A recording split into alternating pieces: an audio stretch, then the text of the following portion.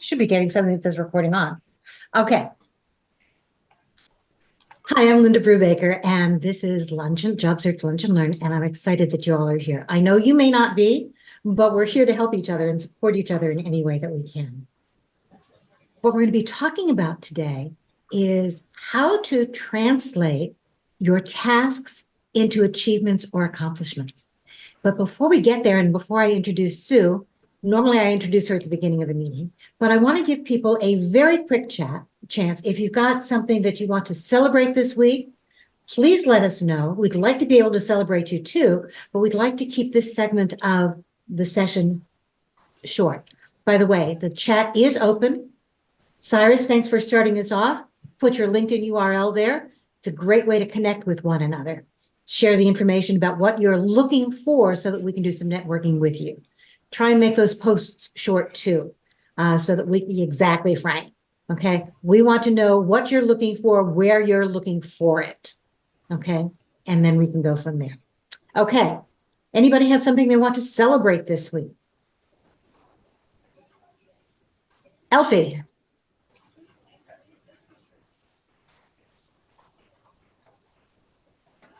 Yeah, hang on a second. Okay. Just wanted to let everybody know that I have signed an offer for a new position. This is with a professional membership organization. And what they really liked about me was my background, what I'd done, what I had accomplished. And I think I did a pretty good job of, tailoring my application and my interview to that. That's wonderful. Congratulations. Well, thank you. And thank you for sharing that with us. We'd love to be able to celebrate when somebody has a win. Thank you very much. Keep in touch. And I'm happy to connect with anybody if, I can help them with connections. That would be wonderful. So and maybe even, if they have a question or want some advice. Absolutely. That's exactly what this group is all about. So make sure that you put your connection information into the chat. I did that. Just did that. Everybody should be able to see it. Perfect. Thank you. Thank you. Anybody else that's a great way to start us off today. Anybody else have a win that they'd like to celebrate? Or something that wasn't quite a win, but you want to talk about? Okay, Chad. I had a second informational interview with a firm this week. Seemed to go well. They mentioned having me talk with somebody else from the firm in a couple weeks, so I don't have any sort of firm follow-up, but hopefully things will continue to progress there. That's great. Okay, thank you. Michelle. Hi, everyone. Good morning or good afternoon for some. So since we last met, I had two companies approach me and I had the initial interview.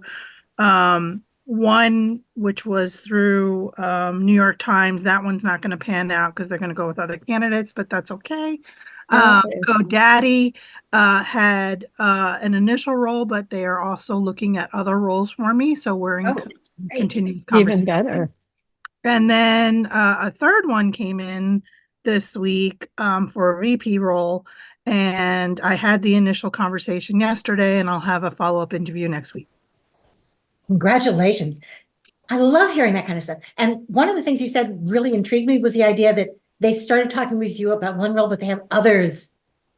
If you put yourself out there and you really share what you can do for them, those extra opportunities are likely to be part of that mix. So congratulations, Michelle. Keep us posted. I will. Thank you. Absolutely. Anyone else?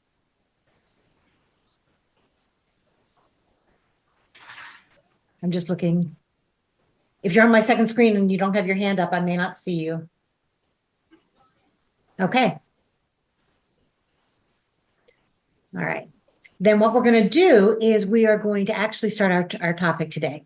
And what I love about this topic is it's exactly what Michelle was talking about and what Elfie was talking about, the idea of being able to turn tasks, the things that we do, into what's important for somebody else. And so we're really excited. If you've been on these Lunch and Learns before, you know Sue Griffey. She's been here a lot. And I love the fact that she's always here to support us and to provide her perspective. But today she's actually our expert speaker. And I'm going to let Sue introduce herself, and we're going to go from there.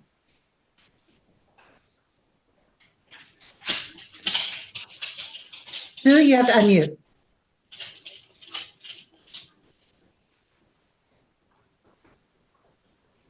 Can't hear you. Okay. Here we go. Got it? Yep. Okay, good. All right. Technology, gotta love it. Every time I think it gets better, we have a glitch. No, we have another learning opportunity. Thank you. Yes. Brenda taught us a lot. Exactly. All right. I will share my screen and go ahead and get started. There we go. All right. Linda, can you see my screen? I just I want to can. make sure I'm not talking without it. All right. You're doing great. Getting back to my slides with my notes, because I do have notes to speak or to remind myself. Today, we have an opportunity to learn how what you're already doing is effective and how I hope you'll feel that you can be even more effective. Not I hope. I have evidence from many people that I work with in various ways, individually, through my course, through my professional development updates that I give. You'll see me talk perhaps a lot with my hands. I also now have a standing desk and discover I have a little bit of moving around. So hopefully I'm trying to train myself in front of you all. If I'm moving too much, let me know. Happy to have notes in the chat.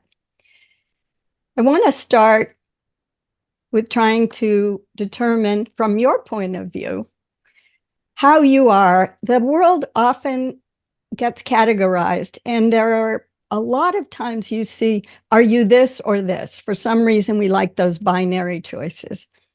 So here's a to-do list, the best to-do list I could find without making one myself.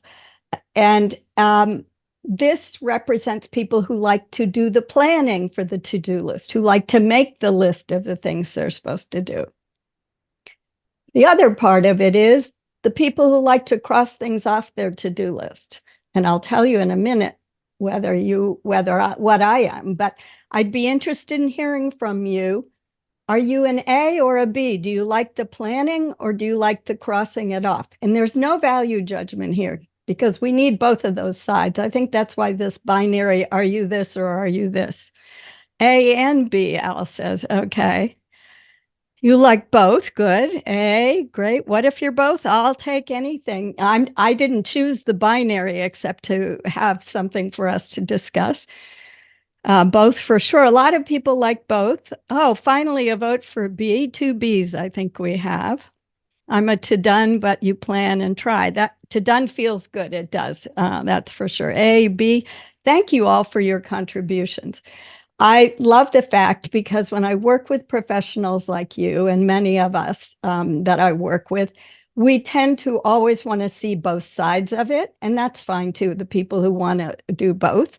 I am not averse to doing great planning. I'm the one that makes a grocery list by which aisle I go in first, which my husband thinks is ridiculous, but that's him. So I do like that part of the planning. And then I also like the crossing it off. In this case, neither one is more important than the other. We need both. But some of you may have heard me speak before, and I will talk about this over and over again, about it's the doing. It's not it's the doing, it's the done. And the done is, and I now have a corollary for you. Do you go back to your grammar? Is it grammar or was it math functions? One of those where I learned that corollaries are that additional piece. What makes the done valuable is using your evidence-based results to show that. So when Linda talks about tasks to achievements, I'm going to be mostly focusing on done today, but tasks are the doing, and the doing isn't bad. Please, we need the doing. None of us can do anything. None of us can be done if we don't do. So the doing's important. Just to tell you, I have a few resources that I want to share with you, including one for those that are more task oriented right now in how you write or how you talk about your results that will help you. I presented this a year ago at a LinkedIn Live-a-thon that Brenda Meller runs every so often. And I'll give you the link to that video and the task, converting a task to a result, or a close on result, a done. But just so those of you know, here's where we're going. When will rewriting my experience stop? And I love that Linda reposted what I put up with the slide deck title this morning. And she said, you don't have to just be a job seeker. Maybe you're preparing for a performance review. Yes. Maybe you want a fellowship. Yes. Maybe you want to change careers. All of those reasons. But that's another topic about always be looking. We're going to spend our time on reframing your tasks for results and impact. And this has 3 parts to it. We will go through quickly these, but I wanted you to see that it breaks down into these areas of reframing, why you should do it, how it helps you, and then actually how you do it. And we'll use some examples. And we'll then end with, I should have restated it to say, and you will be ready. You are ready to reframe your results because you're here attending this.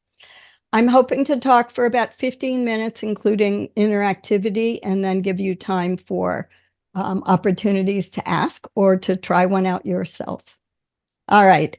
This is actually a little bit of a history lesson rather than a story about where we're going, because when I go back to the history of what resumes and CVs used to include, I'm guessing on the time frame for this because I didn't go back to my old mentees examples, but the late 2010s is everybody was almost always writing responsible for, task duties included, tasks accomplished, and that was acceptable in those days. We had a wide tolerance.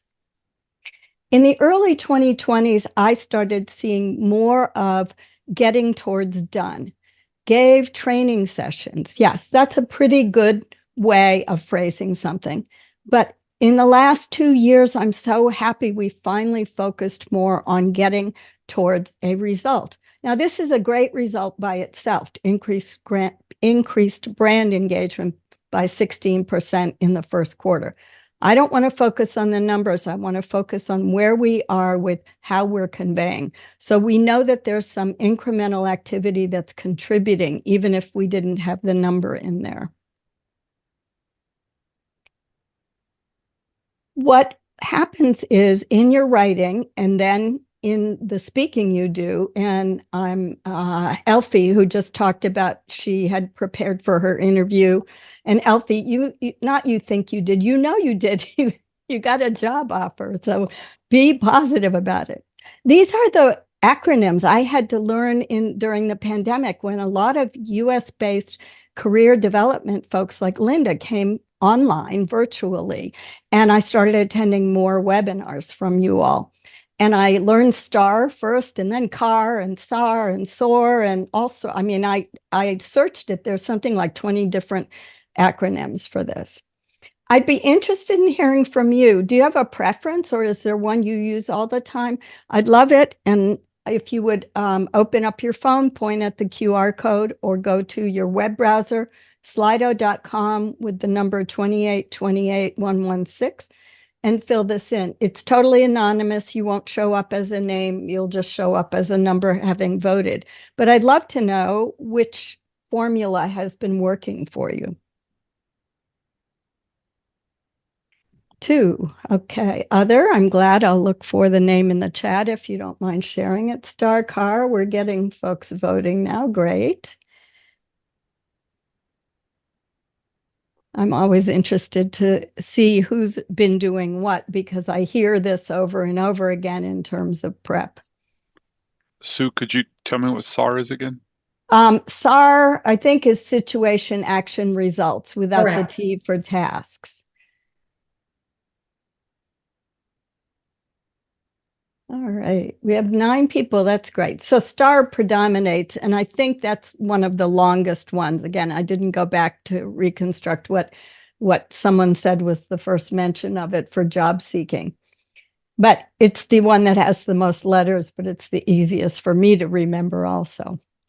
I'd love it if people keep voting. I am going to make these results available afterwards, because in our LinkedIn group that Linda has put together, the private unlisted group, I will put in all the resources that I'm going to go over at the end, but also we'll give you some feedback on things that we've discussed, the polling and all of that. I thought for those who are attending in the replay. Car allows you to get around, right? Thank you.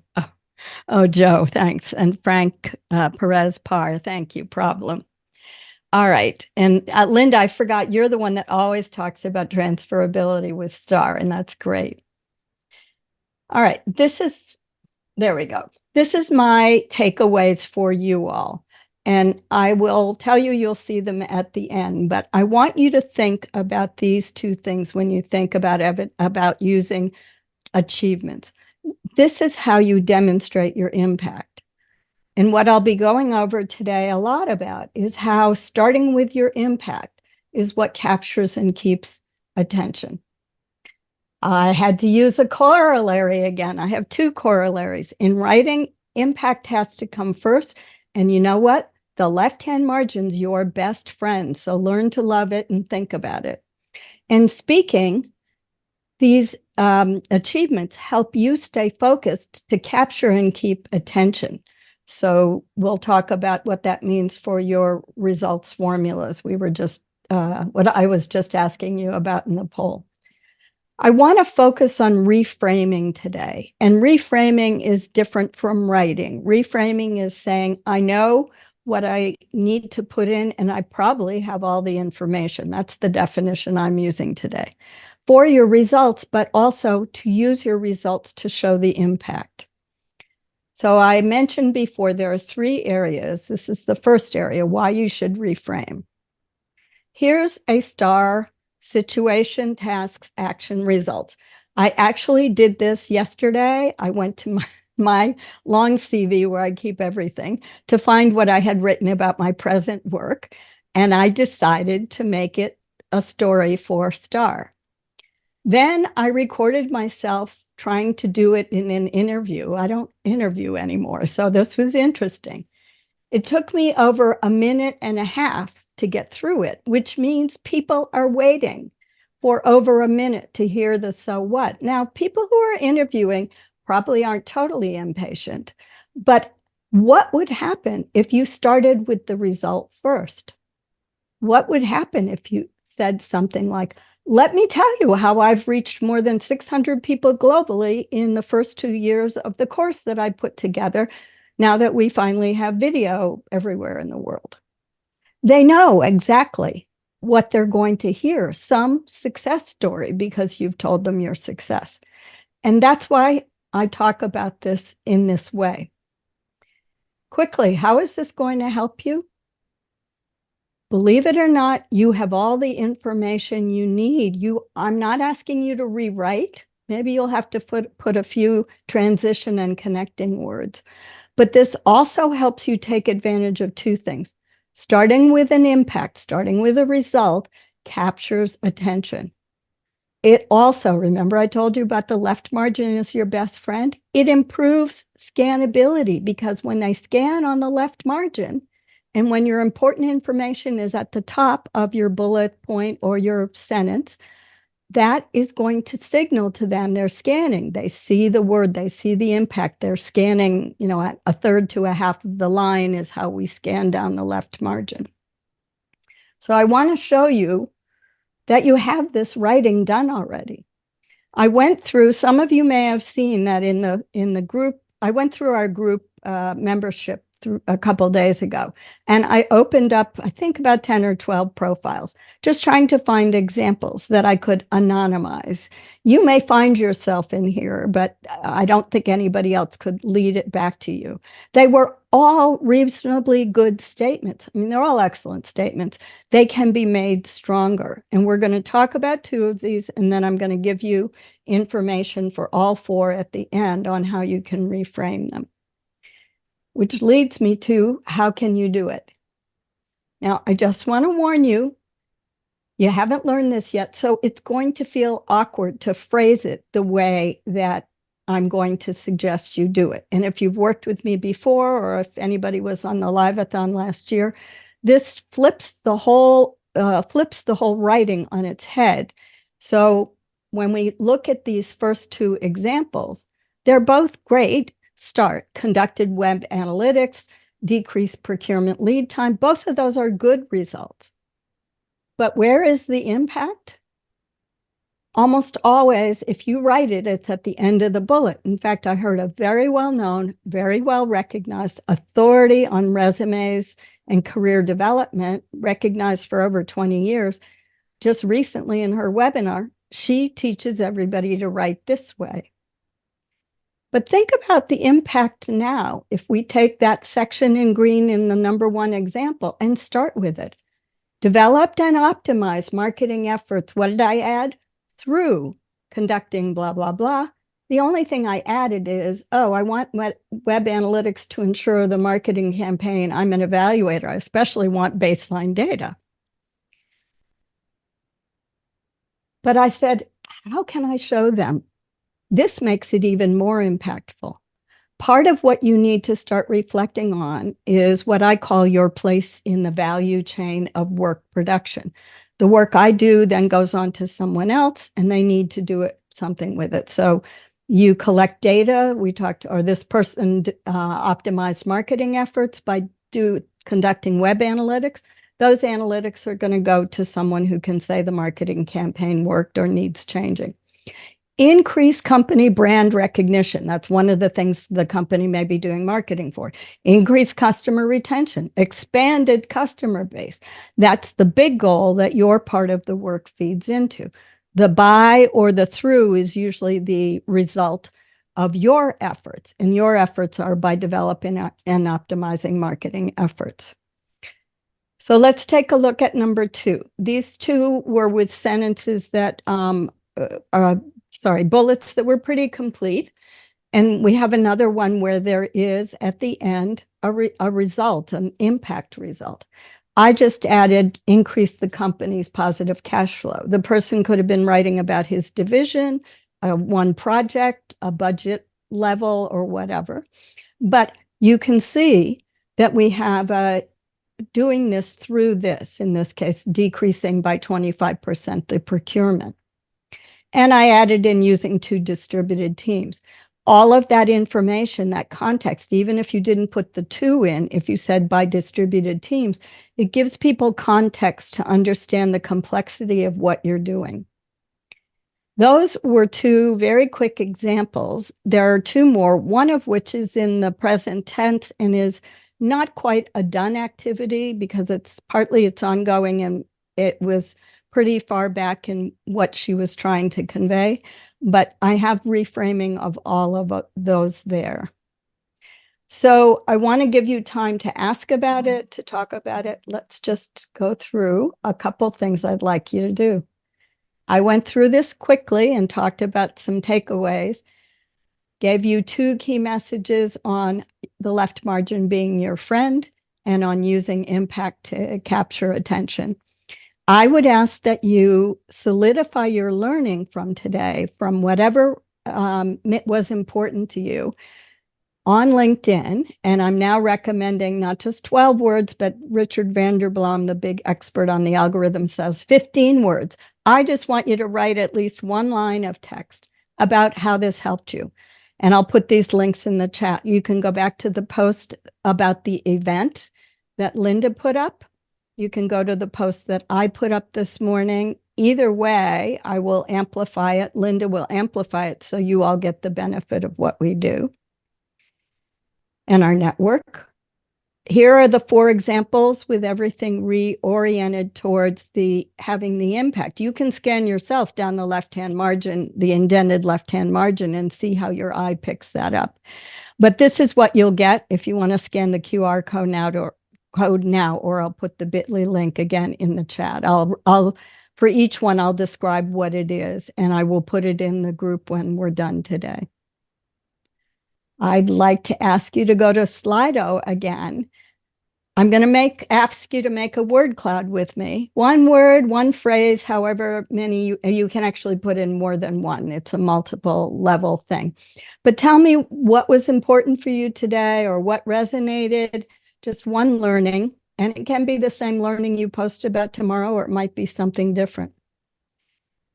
And we'll wait and see. I know. And thanks for the people who started typing. Oh, we know it's coming. Results first. Yay. Reframe. Yay. Start with the outcome. Yay. Starting with the results.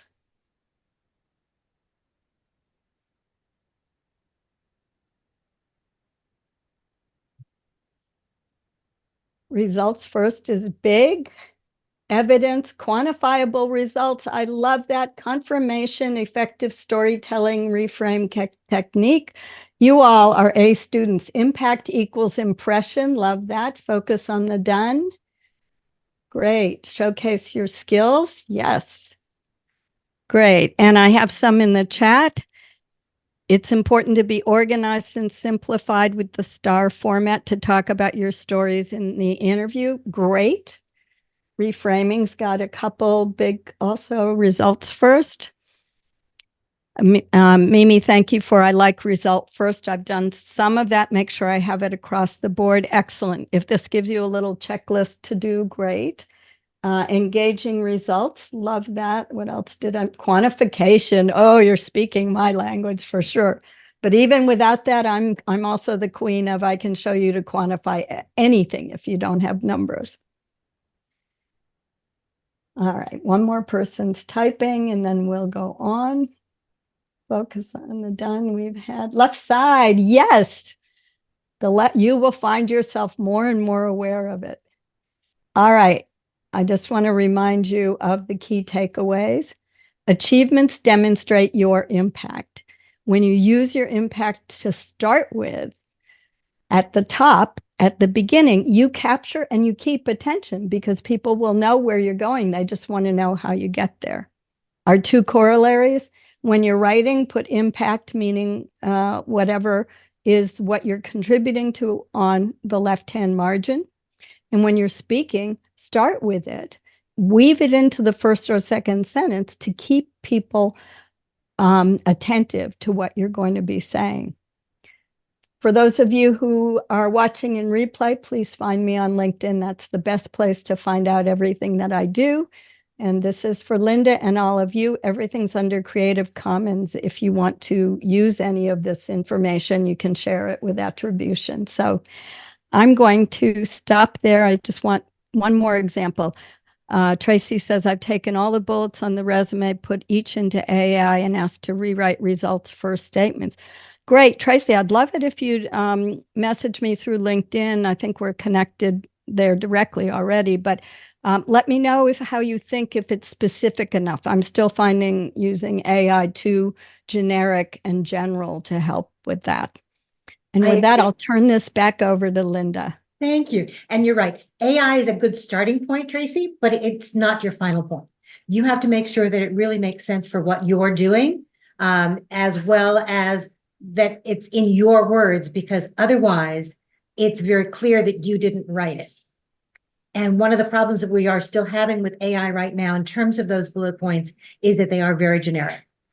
And you need to make sure that they fit your situation and the job that you're looking at. But good starting point. Okay. What kinds of questions do you all have for Sue? All right, Frank, you got your hand up. I do. Sue, did you say you pulled those from LinkedIn? Yeah, from LinkedIn. Okay, from the profiles. Mm-hmm. All right, so I don't necessarily put my quantified results on LinkedIn because then it's going to be very similar to my resume, and I'm struggling with that aspect.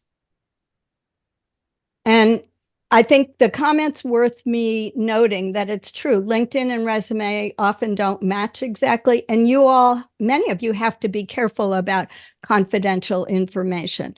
So that's why I focus on ways that you can tell your story without that. The point was more not whether there were numbers or not in it, but it's a good, I just chose it because I asked for volunteers last week. And Frank, I almost contacted you because Frank's worked with me before I thought, oh, well, let me see what I can find out there that demonstrates what you all are really doing and dealing with.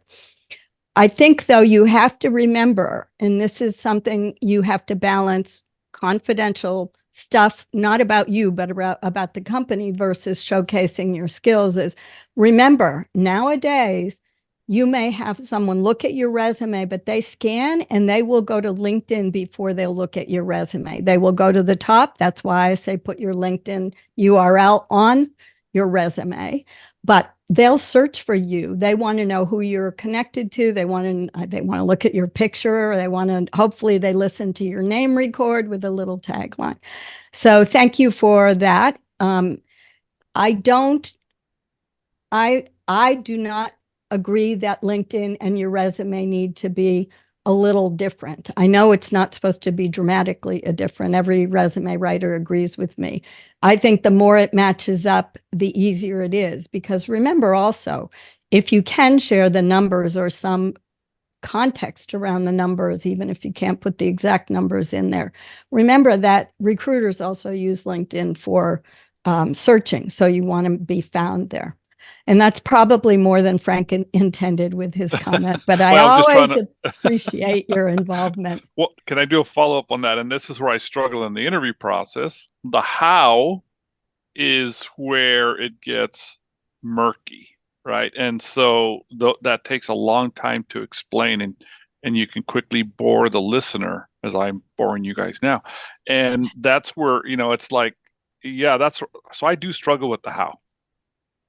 I So, think people think, oh, go ahead, Linda. no, go ahead, Sue. I'm the queen of writing long. I told Linda, if you haven't heard this quote from the 1700s, Blaise Pascal wrote in French, I would have written you a short letter, but I didn't have time, so I wrote you a long one instead. That's me. So I get it. I would say that the how can become more focused. And the activity I just went through with you, I have to make myself be more focused, is try to find the thing that was important. What did you bring? Because once you've established your impact of what you contributed to and your impact, then the how becomes less important. If you say I think one of the two statements had optimizing processes. Now, if you work with me directly, Frank, you may remember this, I will say, well, what does optimizing processes mean, and how many and for whom? I'm going to want more context. So I would say pick the best large example of the how, because they can always do a follow-up question. Does that help you? Yeah, thank you. So I'm going to chime in there just for a minute. And Frank, the idea of being able to do the how, we often get down into the weeds. Think about it from their perspective. What is it that they absolutely need to know? Because if your answer goes too much into the weeds, you're right. They're going to tune out. And they may not be able to see the relevance to what it is they're doing. The processes that you're using are to many extents generic. They can be applied in lots of different situations. Right. So you need to be able to talk about the how from that standpoint. I like the Elaine Bennis from Seinfeld, yada, yada, yada, and then it happened. Right. Okay. So we want to keep the yada, yada, yada short. Just one yada. Anybody? I see other hands up.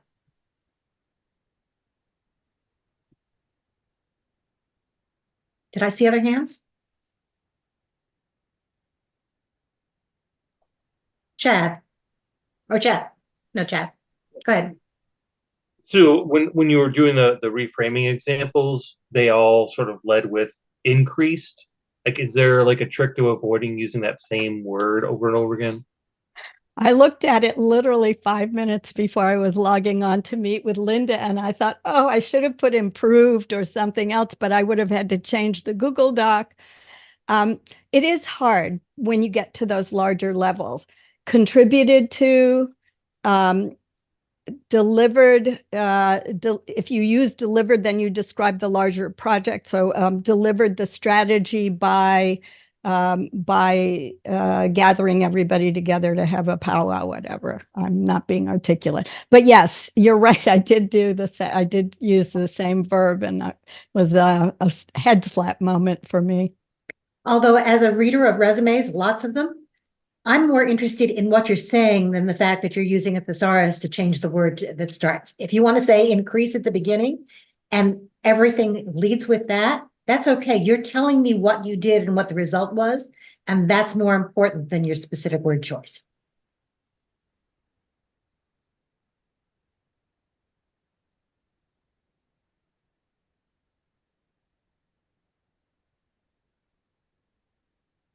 Okay, I'm trying to play with some of this as we go. Oh, Frank says accelerated, scaled. Those allow you to fold in. Yeah, those are great. Absolutely. Thank Okay. you. Cynthia. Yeah, I just wanted, Sue, great presentation. Thank you. You keep mentioning the left nav, and I just wanted to know what you meant by the left nav when you mentioned it, because I don't have a left nav to my resume. It's maybe my my microphone cut out. The left margin. So your left-hand margin on the page, or the left-hand side of the page. I know as we're getting into a screen world, and now there's a pageless option in many writing things, but you're going to have some margin that things are lining up on the left, because we always have a left. We don't have a ragged edge there usually. Does that make sense, Cynthia? Do you see that? Yeah, I wasn't quite sure. I was thinking, have I been doing everything wrong all these months? Or No, it's not navigation. It's the margin. So it's basically, I have Linda, I will come back and do this improving scannability and readability, because I've worked a lot on data science and precognition, pre-attentive attributes about why the left-hand margin and what we do with printed space and open space makes such a difference in our absorbing information. So for the reader. So Cynthia, I'm glad you let me clarify that. It just makes me realize I know I speak quickly sometimes, so I'll have to be more precise about mentioning that. It was confusion on my end, so thank you. That's okay. Okay, thanks for clarifying it, both of you. But the idea is, yes, you want the important things on the left, which is why when we're talking about resumes, don't put your dates on the left, put your dates on the right. What's important is to lead with the company name and the title that you had, so that I can really focus in on what you're doing. And in the same sense that the left margin is important for scannability, the top of the resume is also incredibly important. If everything is under the old job, in my head, it stays under that old job in many cases. But if you're bringing it out, you're making it more transferable, that final T that we're talking about. Other questions? I'm looking for other answer to that. Does this whole idea of turning tasks into accomplishments, is that starting to make a little more sense in terms of what we're doing and why? Anybody want to share an example, and maybe Sue can help you walk it through? And while somebody's thinking about that, I want to talk to the idea of the resume versus LinkedIn in terms of what you're saying. Frank, I agree with you that they should not be exactly the same. The difference is that your LinkedIn profile by its very nature has to be generic. Your resume needs to be focused in on the job that you're looking at. So there needs to be some differences. It is true, however, that when I'm scanning resumes, I'm going to decide who I want to talk to, but before I reach out, I'm going to take a look at your profile. I'm going to spend less time on your resume than I am on your profile. Because in that profile, I'm going to find additional information. Who are you connected to? What's your activity? What are you sharing? What are you interested in? What companies are you following? Do you have any recommendations? That's not going to be on your resume. So they provide two entirely distinct but complementary ways of looking at your background. I'm going to use both to decide whether or not I want to talk to you. So they need to complement each other, But if your resume and your LinkedIn profile are exactly the same in the sense of everything that you're talking about in terms of your accomplishments, then you're not providing me with that added information. The other thing is that with your LinkedIn profile, I need it to be shorter because I want to focus in on other aspects. So put some of those key accomplishments in your about section, or put 1 or 2 under each job, but don't do all of them. Okay, thank you. Okay, Tracy, did you have a question? And I lost you. Tracy, did you have your hand up? I did. Sorry, I couldn't get unmuted. I just have a couple comments to what you all have been saying, but one of the things that I did when I realized I need to make sure that everything is results is someone had said to me years ago, at the end of your bullet, when you read it out loud to yourself, if you say, "So what?" you haven't done your job. And if you can't answer that question within that bullet, then the bullet needs to either be redone or just taken out and moved up to the daily tasks of your job. That was a really good thing. And every time I put a new bullet in, I always say, "So what?" And if I said, "Oh, so what? I increased, 37% in revenue," or something like that. So that was one thing. And the other thing is, when you're talking about LinkedIn versus your resume, there was a book I read years ago that was called, I think, Don't Send Your Resume. It's a very thin little book. And it's been challenging out there, as we all know. And the other day I thought, I'm just going to try and send something without my resume to a note to someone, maybe 5, 6, 8 lines, and thought, I'll just send it. I don't even know if I'm the right person for the job. And it's like one of the first times I've gotten a response back. And and I had put my LinkedIn profile in there thinking at least they have that. And they haven't even looked at that, but I got a response in 24 hours. So was the response saying, "Tell me more"? Pardon? What was the response? The response was, "Loved your email. Would love to get together and get on a phone call with you." That's great. That's fantastic. Yeah. So I think we all just have to think about, how do we get creative in this especially I'm in marketing. So how do we get creative in this crazy world in which we live? So that's all I had to say. Appreciate it. Thank you. Those were great points, Tracy. And I think your comment is great to remind ourselves that there's a ton of information, as always, floating around, and you all are constantly searching because you're here. You're more interested in this and using it. And so it's good to know there's old advice that still works. And it's good to know how you tailor it in your newer situations as well. So I appreciated learning about that in those older books. Absolutely. Okay. Other ideas? Anybody want to try one?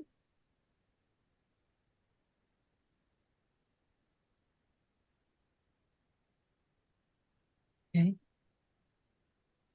All right. So tell me I know that you did her poll, and I actually took down that title, that site, because I've been looking for one like that.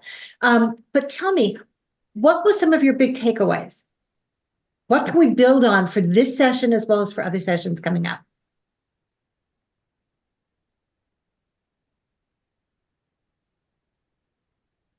I'm still seeing too many resumes coming across my desk, too many LinkedIn profiles that talk about just tasks. Oh, task formula. Yeah. Sorry, I was just going to say, I am going to get the link to the presentation I did at Brenda's Live-a-thon, because that starts you at tasks to go forward. So great. Thank you. And Sue, somebody asked if you would please put your contact information back into the chat. Okay. By the way, for those of you who have not done it yet, or who did it before some people came in, you're welcome to put your contact information in again. Remember, we all want to connect with one another, share and support each other. I also put the link to join the private group. Anything you say in a private group is private. So it's a great way of being able to do some of that networking, to continue to ask questions, share, and ask for support.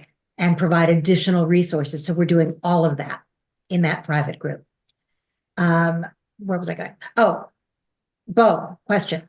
So to answer your question, I think what Sue helped remind me on today is results, stories, and numbers. Great. Results, stories, and numbers are what it's all about. I want to know how you match my job, what you're interested in. Perfect. Somebody else have a good takeaway.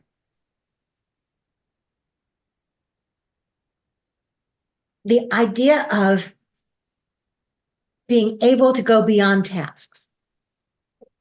The word responsibility should never, ever, ever appear anywhere in your resume. It should never, ever, ever appear anywhere on your LinkedIn profile.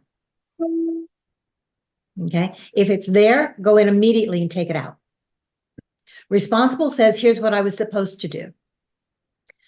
I want every bullet that you include on your resume, every bullet you include on your LinkedIn profile under your jobs, to start with an action verb or a result. Because that tells me the to done, not the to do. And as somebody reading it, and trust me, we do read them, it really does make a difference. So that's one of the ways that you stand out and stand out very well. Okay.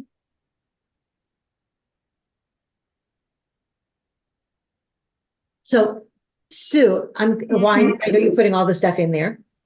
Okay. Cheryl, you have a question. Sorry. Yeah, I just put my hand up real quick. Excuse me. I have trouble with my resume because I don't have a lot of metrics behind it. I don't have a lot of numbers behind it because I don't have the numbers. So maybe you and I should talk offline. But secondly, I was in an interview recently and the person asked me, well, how did you do this? And I said, well, it was like, how did I establish myself in the organization? And it's like, well, I talk to people. You talk about, what they need. And then when you bring nuggets to the table or you talk about, I've been in similar roles before and excuse me, that didn't seem to be enough for her. I felt like she wanted me to give her different ideas on how to do her job. And I'm in HR. It's all about relationships. It's all about gaining trust. It's all about listening. And it's all about that. I mean, there isn't another maybe I'm not a very good HR person, but there just isn't something else there. So I have an idea that what you have the opportunity for would be to figure out what, without using things, and I know everybody uses these phrases, my superpower is, or my secret sauce is, but figure out the two things that help you establish trust really quickly, or what people respond to that get them to provide you information that you can use when you're trying to take the informal temperature of the organization. For example, I assume that's one of the things you may be doing. That's ways that you can talk about the how without sounding really, this sounds, I don't know what phrase to use, woo-woo, airy-fairy, whatever. I mean, you're trying to give context, basically. But everybody does it in a different way. And when someone tells me, I'm great at getting community groups together, and I say to them, great, tell me how, because I don't know that I could do that. And you can then give an example. For example, I've had several people say to me that this one little perk we give them is one of the most important things we do going forward. Just examples that help amplify your overall statement. And I'll wait because I know Linda will have ideas about this. Then I want to go back to I don't have any numbers, or I need help with numbers. So I agree. As a former HR person, I know the woo-woo behind it. Okay. My husband calls it a squishy science, but the idea is that you've got a thread that runs throughout your career, that ability to make those connections, and you do it deliberately by going in to talk about what their needs are. So what I would do when they're saying, so how do you do that? I might give them a hypothetical 30-day plan. that you're going to go and talk to each of the individual departments, or you're going to specifically ask them about.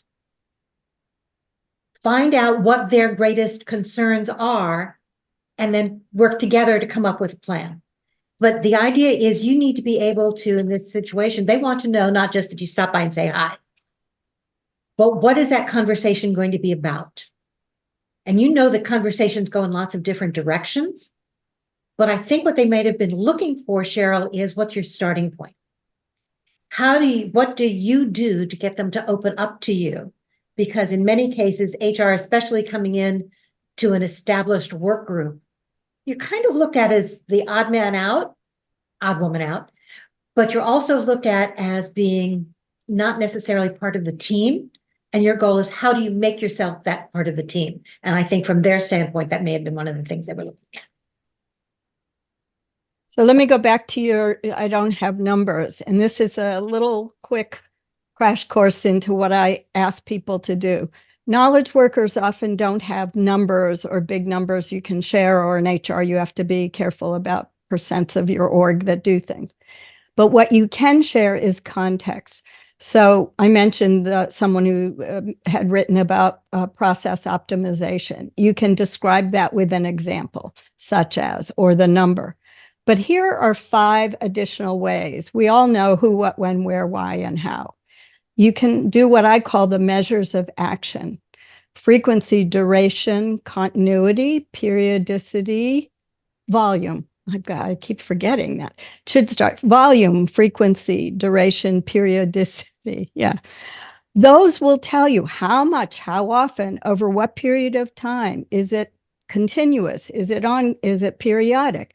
That helps people feel more comfortable. And it takes less than half a line to expand a bullet to say, I optimized 5 processes, 2 for HR, 1 for IT, that help them address help requests immediately. And within a week, they were finding their time more freed up without saying X% of their time was freed up. So does that help you, Cheryl, real quickly think through?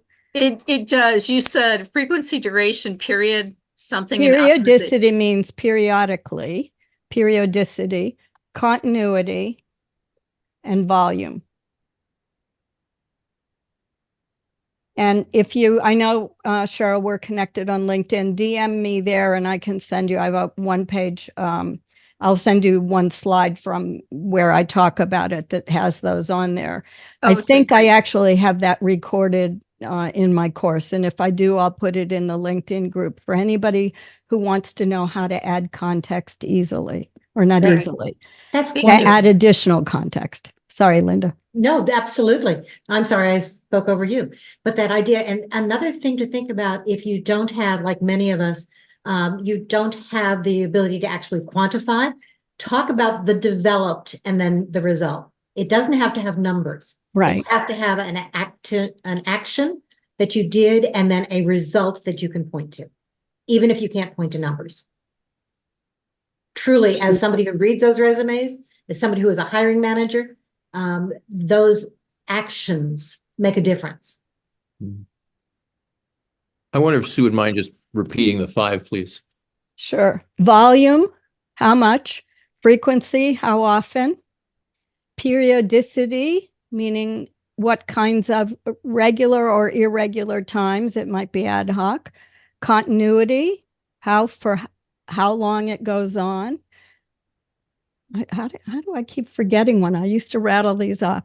Volume, frequency. Oh, duration is how long. I have to go back and make myself an acronym because I used to use it this 5 things all the time. Let me repeat it again. Volume, frequency, duration, continuity, periodicity. Did I get everything, everybody? And thank you, Linda, put them in the chat. Thanks to Frank for the references on scannability stuff, which I'll be glad to have more of.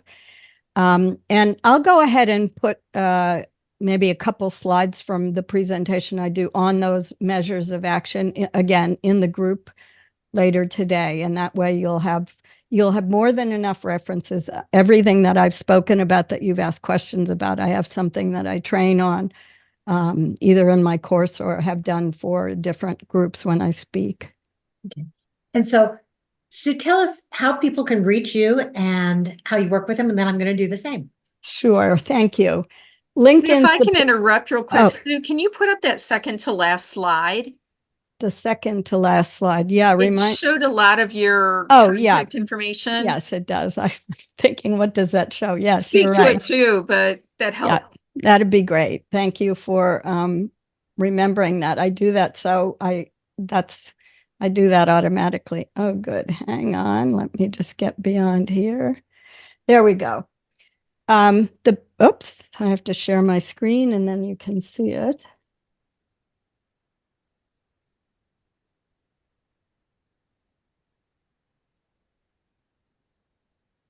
Best place to connect with me is on LinkedIn. I will tell you my blog is my website and it's down, so you can't get me there. I do have 2 short courses. The first one is the one that teaches you all the basics, a lot of what I've talked about today, including using your evidence. There are people on this call who've been through it or taken parts of it. The using professional presence is the second part of it because it's part of how I approach branding, and it's not as detailed.